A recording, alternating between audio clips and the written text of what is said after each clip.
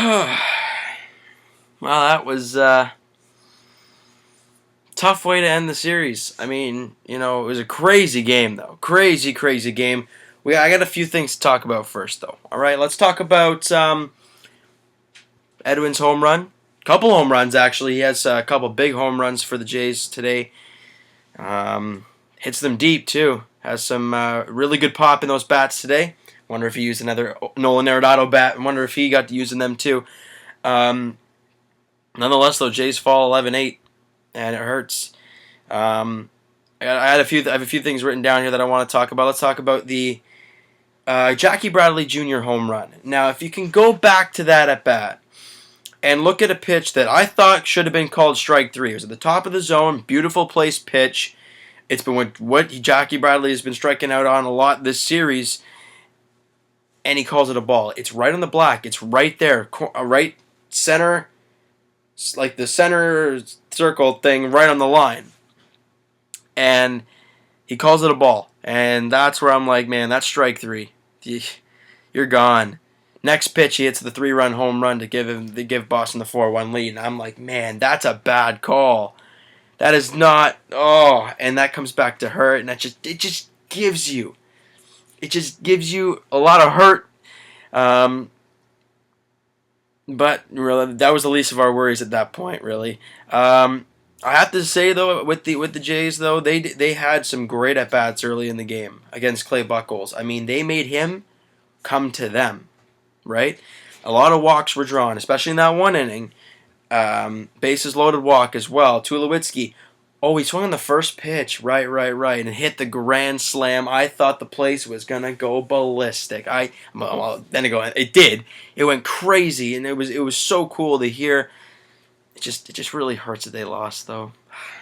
It would have been amazing if they won. Have been like, there we go, we're tied, we're right back in it, but we're not. Aaron Sanchez had a really tough start today. I mean, I don't know if he was hurt. I don't know if that blister or the hot spot or whatever they call it on his hand was really, really bothering him. But there's a lot of missed pitches, and that came back to bite him real bad. But it happened. It sucks. The bullpen wasn't great either. Seeing Benoit give up the 3-run home run to Ortiz. By the way, it was nice seeing you, Big Poppy, at Rogers Center. It's been a pleasure watching you over these crazy amounts of years. One of the best players in the game. One of the most humble guys, too. He's just a outstanding guy and just a fantastic career. And, of course, he has to hurt the Jays in the final game of the series.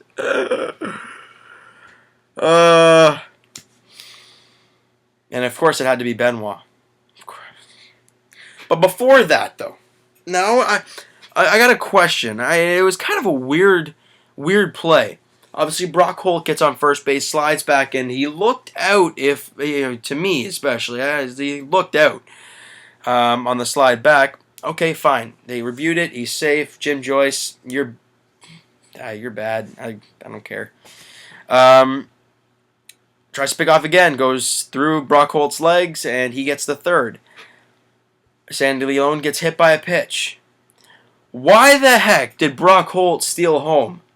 I don't understand that. Your shoulder is bothering you, clearly. Yes, he stayed in for the rest of the game. He might not be in the lineup tomorrow against Baltimore. But that's, by the way, they're playing Baltimore tomorrow, the Red Sox, so the Jays got to do their job. But why do you come steal and go head first? I mean, what if you hit that shoulder again? That's going to hurt a lot. Nonetheless, great play by Aaron Loop. I haven't said that much this year. He got the guy out at the plate. Good job. It just hurts. It hurts so much. Because now we're 2 back. Now we're 2 games back. And the Orioles won. They're tied with us now. And the Yankees are right there. I mean, I think they're what? 2 back of us? That's still pretty close. It just hurts, man. It just really grinds my gears how we had 2 different leads and just couldn't hold them. I mean, that's been like a storybook over the past month or so. Well, not month or so, like you could say September, really. maybe a little bit into August. But we've had leads, but blown them, right? Either we get leads and then the starters start to fall apart and then they give up the lead, or we don't get many runs, but then the starter gives up the lead, or it's a close game late in the game and somehow our beautiful bullpen gives up a run and it just hurts so much. And it's just like a lot of tough things have been happening. And, this series is kind of like the telltale of the past few weeks for the Jays. Game 1, you get obliterated. No offense, pitching stinks. Okay. Game 2, pitching's great, offense doesn't show up, but you still grind out a win. Yeah. Today, offense blows up, pitching sucks. It's really what's been happening, and it's really starting to get under my skin. We go into the Tampa series, great. Are we going to win 9-8 tomorrow and lose 2-1 the next day? I don't know. And I think I'm going to do something, though. All right, I'm going to run this by you guys right now.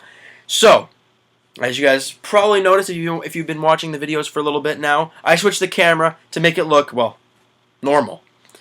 But since then, the Jays have not been winning a lot of ball games. I did get reminded by a comment a little while ago. I thought, you know what? I'll keep it going, see what's happening. They're not playing good baseball. So, all right, if the Jays lose Game 1 against the Rays, I will switch the camera for Game 2. So, Game 1's post-game will be backwards. All right? And then if they win Game 2 and Game 3, and I'll be like, sorry, I know you guys want to see it normal way, but we're winning when it's backwards. We'll see what's up. It's probably not going to do any craziness, but you never know. I mean, superstitious. I kind of am myself, so we'll see what happens. But if the Jays can win tomorrow, the camera ain't changing. If they lose, the camera's changing. Just a heads up there if you see a backwards video, in the next video, so you know what's going on. Let's preview the series, though. Let's talk about the series ahead, and it's against the great old Tampa Bay Rays, who we have a ton of not success at all against these guys, and I don't know why, they're the bottom team. But Jake Odorizzi in Game 1 versus Francisco Lariano. I could say, that's winnable. Yeah. So was today's game. Game 2, Drew Smyly, Marcus Stroman. I will be at that game, so the video will be a little bit later. Just a heads up, that's Tuesday's game will be a little bit later. Wednesday, Alex Cobb versus Marco Estrada. I don't know. I do not know what to expect. So, I mean, I'd say, great, I want to win the series. Well, yeah, I want to win the series. I want to sweep the series. But you know what? You can't always get what you want. So I'm not going to predict it. I read it out. We did it with the Boston series. I'm not going to predict anything because it really doesn't do any help. It doesn't do any help for you whatsoever. Oh, we need 2 of 3 from the Yankees. See how we got swept. I didn't say anything about the Red Sox. We saw what happened. All right?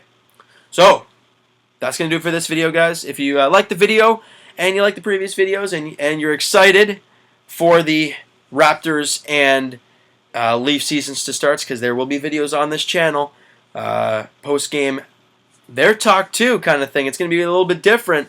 Hit that like button, and just yes, I will change the course of the channel, I guess, a little bit when those seasons start up. I got to figure out how I'm going to do that, but no worries there. Hit that subscribe button if you guys really enjoyed the video and like all the other ones and all that good stuff. And comment down below what you thought of the series and what you think of the upcoming series is going to be all about, and what the playoff chances maybe, or we don't know.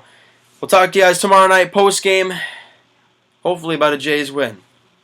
We'll talk to you guys then.